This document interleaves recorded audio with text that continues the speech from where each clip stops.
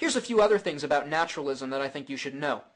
People like Richard Dawkins or the Amazing Atheist or Thunderfoot, they're basically saying this, and I want to kind of make an analogy. They're basically children in a sandbox playing with sand, saying, look at the pretty sand, look how it flows.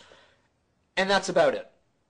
And that's all they're doing. They look at the world as it is and say, you know, there's a chemical reaction happening, that's how it works, and that's it. And that's all that exists. Well, hey, wonderful, children can do that. Not very intelligent, if you ask me. I mean, anyone can do that. It takes someone who likes to employ reason and thinking and philosophy to get outside of just what the five senses present to us, which is all these naturalists here on YouTube seem to be capable of doing. They've never employed any critical thinking to try and, again, get outside the box. Okay, so according to this creationist, believing in things for which there is absolutely no evidence for is a good thing. Fantastic fantasy, Batman. Why bore ourselves with the little sandbox of reality when we can expand our remit to the world of comfortable delusional fantasy? I know. Let's believe, for instance, that this creationist is actually a stupidity mirage, caused by Jabba the Hutt eating too many psychedelic stupidity frogs who had been gorged on concentrated hallucinogenic stupidity flies, luxuriously soaked in stupidity juices until they were juicy and succulent. After all, why labour your mind with such trivial practicalities as reality when you can simply embark on a flight of fantasy and believe in anything? I'll tell you why. Because it saves lives, because it alleviates suffering, because it makes people's lives better. Pointing question. Take HIV protease.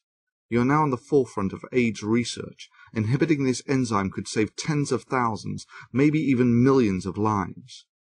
Designing an inhibitor is contingent on the union of several fields of research involving quantum chemistry, molecular dynamics simulations, biological identification of substrate and insight into possible inhibitors, testing mutant enzymes, and of course double-blind clinical trials. It's your call, PCS. What do you choose to do? But it's their bias, it's their naturalistic worldview, which we've shown you, kind of limited and kind of closed-minded and self-refuting and circular. Okay, so PCS doesn't want to go with all that naturalistic scientific nonsense. What do you want to go for, PCS? This is planet Earth. And that circle there, that's the universe, the natural world. Now, the atheist and the naturalist, you see, they only believe in things inside that circle. They don't want to think about things that exist outside of it. They refuse to believe that anything exists out there. Oh, great solution, PCS. Let's start considering stuff for which there is absolutely no evidence. Maybe AIDS is the misfiring of a cosmic prayer camp. Maybe AIDS is someone outside the universe trying to communicate with us. Maybe those who die of AIDS gain eternal life. And how much closer has any of this idle speculation of thinking outside reality got you to inhibiting HIV protease? And while you are idly fantasizing, PCS, people are dying and suffering. How many are you willing to sacrifice for your self-gratificational luxury of idly kicking your feet in the pool of ignorance? We deserve to die. That's what the Bible teaches. Sorry if you don't like that. I would go with the immaculate track record of discovery of scientific naturalism. Quantum and Newtonian mechanics, atomistic understanding, chemical and biochemical knowledge, DNA, cellular and enzymatic activity, Brownian diffusion and statistical thermodynamics, polymer and material science, thermodynamics and semiconductor technology, and so on. These are just a few of the disciplines that have a track record of producing the best HIV protease inhibitors in the world. Like it or not, you live in a civilization that is a monument to these godless scientific principles, to which you doubtless already owe your life several times over to. I know I certainly do. You want a society without it? Open a history book, and you'll see what a civilization that embraces the supernatural looks like. Diseases are possession by demons. Crop failures happen when a supernatural being is angry. and thunderstorms are where God goes bowling, and so on. Now, we've seen what a world looks like that accepts supernaturalistic explanations. PCS, you embody what is wrong with religion, selfishly sucking to the dregs every last drop from the cup of technological boon that scientific understanding has delivered to mankind. You gorge yourself fit to burst on the comforts and sweet fruits laid out on the table of scientific advances, and then with an arrogant laugh you attack the table of plenty with an axe.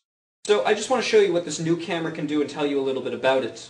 It is portable, so I can take it outside, which I did, and I'll show you some clips. It's got microphone inputs, so I can get some professional quality sound. I can even make DVDs and Blu-ray discs, which you guys can order. That's probably something we can do in the future. I can upload higher quality videos both to YouTube and other sites like Vimeo.com, which can take high definition videos. So there's a lot of things that we can do, things that I'm excited about. So I'm just going to show you some clips in this video of what this camera can do. So again, thanks Rick for this camera. It's amazing, and I'm excited to see what we can do with it.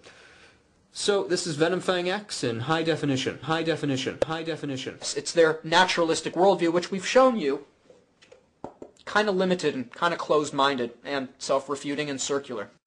You set all that scientific naturalism has delivered to you and billions of others as to naught, and then claim that the very mechanism that furnished you with a lifestyle that can only be described as paradise compared to those who lived only a few hundred years ago should be abandoned by decree of your personal whim. With a smile on your face, you advocate the abandonment of scientific naturalism. How selfish of you, sir. With a tune on your heart, you gleefully point the path back to the Dark Ages and encourage people to follow, promoting a path that leads to needless death and suffering. You are the very epitome of evil. People like Richard Dawkins or the amazing atheist or Thunderfoot, they're basically saying this, and I want to kind of make an analogy. They're basically children in a sandbox playing with sand, saying, look at the pretty sand, look how it flows. And that's about it. And that's all they're doing. They look at the world as it is and say, you know, there's a chemical reaction happening, that's how it works, and that's it. And that's all that exists. Well, hey, wonderful, children can do that. Not very intelligent, if you ask me. I mean, anyone can do that. And that's all they're doing. They look at the world as it is and say, you know, there's a chemical reaction happening, that's how it works, and that's it. And that's all that exists. Well, hey, wonderful, children can do that. Not very intelligent, if you ask me. I mean, anyone can do that. Aren't you gonna chuckle? There's nothing to chuckle about.